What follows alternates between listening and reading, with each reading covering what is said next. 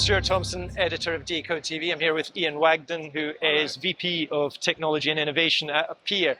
Ian, we're talking a lot about the media exchange layer at this show. Can you expand on that and what it does for the industry? Yeah, I'd love to. So as part of the EBU work on dynamic media facilities, which is essentially the move to software-based production, it's been identified that we needed to think about a way of moving media around between different vendors. And the way that a lot of people do that in their own ecosystems is by using a technology called media exchange. It's very common in cloud compute workflows, and it's essentially how cloud compute works. So instead of doing what we do, which is sort of take a stream of video from one place and then move it as a stream of video into another place, either using baseband video or SRT or other things, it's a lot easier to share memory. And so we can write into the memory from one application and read from it from another.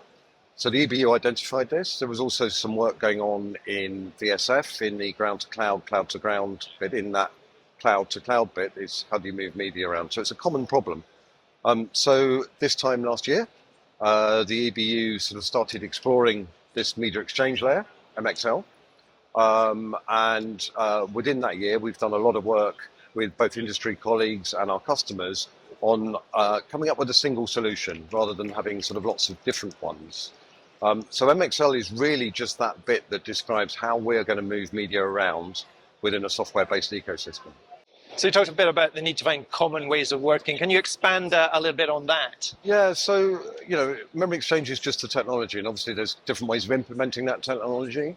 As I said, the VSF had a set of APIs that enabled that. The EBU is very much an SDK-driven workflow, and both of those are very valid ways of doing it. But what we decided at NAB this year was that we needed to sort of come together and work around a single solution, because the worst thing we can do, and we've seen it many times in our industry, is have competing ways of doing things, because then everyone just sits back and waits to find out who wins. So as an industry, we decided that actually the best thing to do is kind of get together and just kind of work together. So the EBU and Neighbor and a number of early adopters of the technology came together and they formed a Linux Foundation project. So there's a whole bunch of work going on in a very open environment that anyone can sort of join and take part in. And then alongside that, we've done some very specific almost testing of the theories. So you'll see a number of demos around the show on various vendor booths and AWS as well. And then with the IBC themselves, we've been working on what we call a live media exchange accelerator, where a number of partners, ourselves, Frame, TechX, and a few others have been looking really at a practical implementation, but also more importantly, measuring the impact of the technology.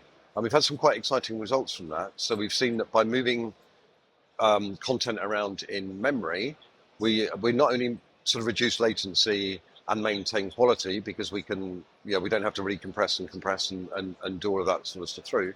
We've seen CPU usage drop from 70% in a SRT workflow down to 10% in a memory exchange workflow. Wow. Okay. So, and what's next then? How does this go forward? So this isn't product yet. This is still very much proof of concept. We've got a lot of work to do. We've done a lot of work on video, but we need to worry a little bit about audio. And there's a lot of thinking going on in that space with the companies who specialize in audio. We need to think about ancillary data. We need to think about timing. That's the big one that everyone's kind of saying at the show. It's great. Yes, we've got this working. But if we truly want an asynchronous compute-based workflow, the internet works on time, and we're not very good as an industry of taking information across multiple processes. We tend to line things up and do things in a very linear way. That's not how the internet, that's not how compute works. In order to break that, we need to get really good timing information and maintain that all the way through a chain. So we're kind of thinking about that as an impact. What we'll see with MXL specifically is that at the moment we're kind of operating in very controlled environments. So we're either on single machines or we're on co-located hardware. So that means memory exchange is relatively straightforward. When you get into a sort of cloud instance, there's a technology called RDMA, which is remote direct memory access, which enables the sharing of memory over wider area networks. So we're kind of interested in that because obviously we're not all going to be running on the same machine. And all of this is part of the Dynamic Media Facility work. And the really exciting thing is that AMWA, the Advanced Media Workflow Association, who's probably best known for their work on NMOS, have just announced a joint task force on dynamic media facilities. And that will be another place where we can look at the whole kind of software ecosystem, work out what we want to do around these problems such as timing and media exchange, and really come up with a coherent solution that's just going to keep us in the right place. Great. Ian, thanks very much. No problem.